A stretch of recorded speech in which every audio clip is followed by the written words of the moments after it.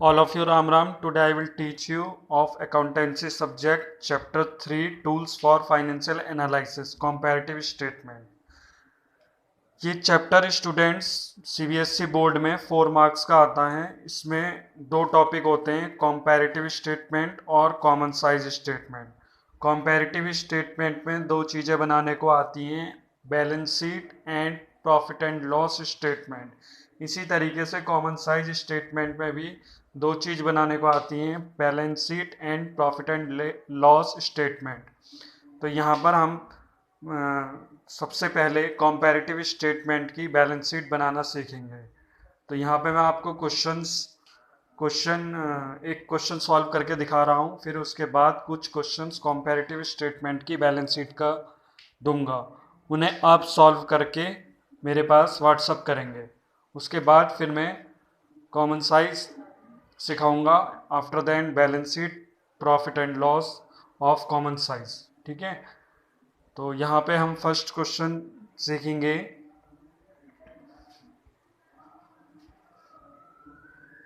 Here is question. From the following balance sheet of USA Chemical Limited as on 31st March 2012 and 2011, prepare common size balance sheet। इसमें हमें क्या तैयार करनी है? prepare common size balance sheet। तो जैसे कि मैंने आपको बताया है, कॉमन साइज कंपैरेटिव में दो चीज़ें आएंगी बनाने को, एक तो balance sheet, comparative balance sheet, और एक कंपैरेटिव में प्रॉफिट एंड लॉस स्टेटमेंट। ठीक है, इसी तरीके से कॉमन साइज में भी दो चीज़ होती है, balance sheet and profit and loss statement. तो यहाँ पे हम क्या करेंगे, यहाँ पे हम पहला टॉपिक सीखेंगे, प्रिपेयर कंपैरेटिव बैलेंस शीट। तो यहाँ पे क्वेश्चंस कुछ इस तरीके से दिया होगा।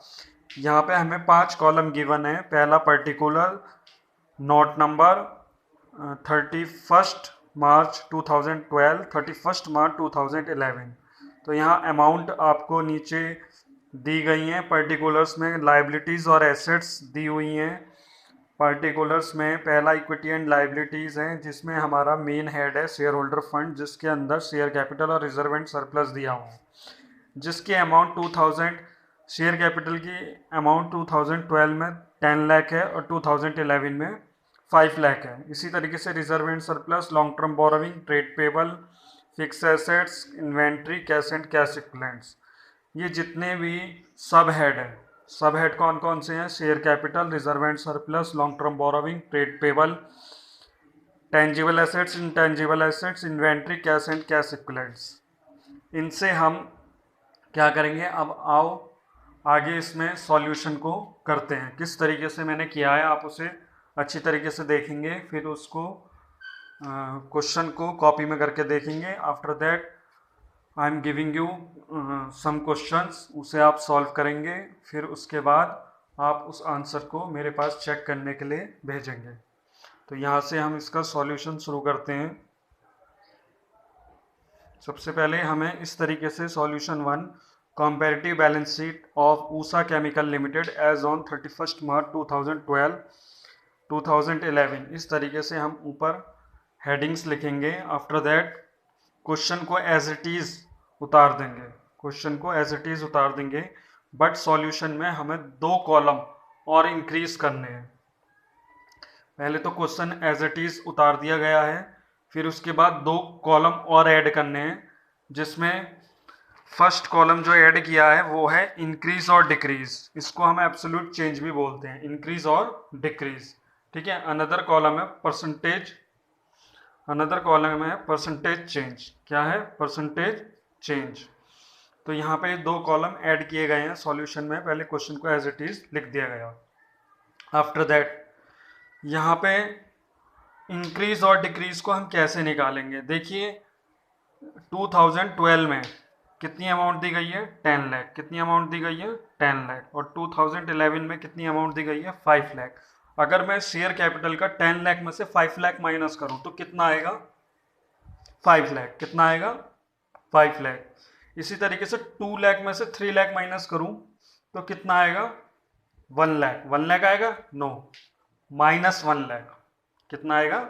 माइनस 1 लाख। क्योंकि यहाँ पे हम करंट ईयर में से प्रीवियस ईयर माइनस करते हैं। क्या करते हैं? करंट ईयर में से प्रीवियस ईयर।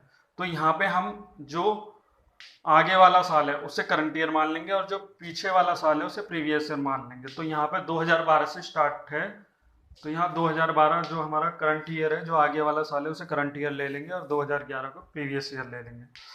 तो यहाँ पे 2 लाख में से 3 लाख किया माइनस। यहाँ नेक्स्ट है हमारा long term borrowing 8 lakh minus 5 lakh कितना आएगा 3 लाख। नेक्स्ट 4 लाख माइनस 2 लाख कितना आएगा 2 लाख। ठीक है, तो यहाँ पे हमने ये इन चारों का माइनस किया। देखते हैं आगे कैसे माइनस कर रहा है। ये रहा share capital 5 lakh, reserve and surplus 2 में से 3 माइनस किया 1 लाख। ये वर्किंग नोट है, रफ नोट है, इसे आपको रफ तरीके से करके देखना है, चाहे तो आप डायरेक्ट भी घटा सकते हैं। आगे देखेंगे, ये फिर मैंने जो रफ वर्क किया था वो मैंने अब इसमें पुट कर दिया। ये देखिए इंक्रीज और डिक्रीज को मैंने क्या किया, इसमें वैल्यू को पुट कर दिया। तो यहाँ पे हम टोटल भी करते हैं लाइबिलिटी का, तो इस तरीके से टोटल किया। इंक्रीज और डिक्रीज को हमने 2012 में से 11 घटाया, तो इस तरीके से इंक्रीज और डिक्रीज निकल गया। नेक्स्ट इसमें है परसेंटेज चेंज। तो यहाँ पे हम परसेंटेज चेंज कैसे निकालेंगे इसे देखते हैं। लेट्स सी, परसेंटेज चेंज का फॉर्मूला है हमारा यहाँ पे example, formula of percentage change, increase और डिक्रीज ओवर 2011। कितना इंक्रीज हुआ 2011 में, तो हम देखेंगे अपॉन प्रीवियस ईयर। फॉर्मूला पूरा कर लेते हैं पहले। इंक्रीज और decrease over 2011 upon previous year into 100। तो हमें रखना, याद रखना है इंक्रीज या डिक्रीज हुआ है उसे ऊपर रखना है, और जो प्रीवियस ईयर के अमाउंट है उसी के सामने उसे नीचे अपॉन में रखना है और इंटू 100। अब देखिए यहाँ पे पहला वाला बात करते हैं हम शेयर कैपिटल की। ये रहा शेयर कैपिटल। शेयर कैपिटल में देखिए इंक्रीज और डिक्रीज कितना हुआ है, इंक्रीज हुआ है 5 लाख से। ठीक है, तो 5 लाख से इंक्रीज हुआ है और अमाउंट कितनी दे रखी है यहाँ पे प्रीवियस ईयर की 5 लाख। तो 5 लाख को हम 5 लाख से क्या करेंगे, डिवाइड करेंगे और इनटू करेंगे 100। तो 5 लाख से 5 लाख डिवाइड हुआ, कितना आया 1 की 100 में मल्टीप्लाई करेंगे कितना आ जाएगा 100। ये देखिए यहाँ पे ये है हमारा फर्स्ट पॉइंट। फर्स्ट पॉइंट में देखिए हमने क्या करा, शेयर कैपिटल का 5 lakh upon 5 lakh into 100 is equal to 100 increase. ठीक है, इसी तरीके से हम जब आएंगे रिजर्व एंड सरप्लस में देखेंगे तो यहाँ पे क्या था 2 लाख 3 लाख 1 लाख माइनस का 1 लाख। तो इंक्रीज फॉर्मूला था हमारा इंक्रीज और डिक्रीज, तो यहाँ पे डिक्रीज है 1 लाख। 1 लाख को ऊपर रखेंगे, अपॉन प्रीवियस ईयर है 3 लाख। 3 लाख को अपॉन में रखेंगे और इंटू कर देंगे 100 से। किससे कर देंगे 100 से। तो यहाँ हम देखेंगे कि 1 lakh upon 3 lakh into 100 is equal to 33.33%, जो कि निगेटिव था, इस वजह से हमने यहाँ डिक्रीज लिखा है। तो डिक्रीज को हम शो करेंगे ब्रैकेट में, क्या करेंगे ब्रैकेट में शो करेंगे। तो यहाँ पे हम फिर से देखेंगे कि अब हम इसे सभी को इसी तरीके से सॉल्व करेंगे। नीचे के भी जितने आई 8 लाख माइनस 5 लाख, इन सभी को लॉन्ग टर्म बोरोइंग और ट्रेड पेबल और टोटल को सॉल्व करेंगे। ठीक है, आगे देखते हैं किस तरीके से सॉल्व किया। ये रहा, ये हमने 5 लाख अपॉन 5 लाख को डिवाइड किया था आपस में और इंटू कर दिया था 100 से। ये हमारा 100 आया। 1 लाख डिवाइड बाई 3 लाख किया था तो ये इंटू 100 किया था तो माइनस का आया। 3 lakh upon 5 lakh into 100 is equal to 60। 2 lakh upon 2 lakh into 100 is equal to 100। 9 lakh divide by 15 lakh into 100 is equal to 60। तो इस तरीके से हमने परसेंटेज चेंज निकाला। इसी तरीके से हम एसेट्स को सॉल्व करेंगे। अब एसेट्स में भी ये क्या है, नॉन करंट ऑफ एसेट्स और करंट एसेट्स। यहाँ पे टेंजिबल एसेट्स हैं, इंटेंजिबल एसेट्स हैं। टेंजिबल एसेट्स दे रखी है 14 लाख 8 लाख। 14 में से 8 लाख माइनस किया तो कितना आ जाएगा 6 lakh. 6 lakh divide by 8 lakh is equal to 75। ठीक है, इसी तरीके से intangible assets 3 lakh minus 2 lakh is equal to 1 lakh. और फिर हम निकालेंगे परसेंटेज चेंज। परसेंटेज चेंज कैसे निकलता है, इंक्रीज और decrease upon previous year. Increase कितना है 1 lakh divide by previous year कितना है 2 lakh into 100 is equal to 50। Next है हमारा इन्वेंट्री 5 लाख 4 लाख, 5 लाख में से 4 लाख गया 1 lakh, 1 lakh divide by 4 lakh is equal to 25। Next है हमारा cash and cash equivalent, 2 lakh minus 1 lakh is equal to 1 lakh, 1 lakh divide by 1 lakh into 100 is equal to 100। इसी तरीके से टोटल में 24 lakh minus 15 lakh is equal to 9 lakh, 9 lakh increase है तो फॉर्मूला लग गया increase upon previous year, 9 lakh divide by 15 lakh into 100 is equal to 60। तो ये हमारा क्वेश्चन यहाँ पे कंप्लीट हुआ। ठीक है, नेक्स्ट क्वेश्चन मैं आपको दे रहा हूँ, इसे आपको सॉल्व करना है।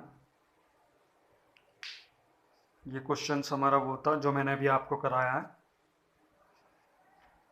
ये क्वेश्चन आपको अभी होमवर्क में करना है। ठीक है, और इनके आंसर्स भी दिए हुए हैं नीचे, आप करने के बाद चेक भी कर सकते हैं। ये आंसर्स नीचे दिए हुए हैं, कॉम्पैरेटिव स्टेटमेंट है चैप्टर 3। तो स्टूडेंट्स ये आपको क्वेश्चंस करने हैं, घर पे अपना आराम से बैठ के कीजिए, टाइम को वेस्ट मत कीजिए। Got it? Okay, thank you.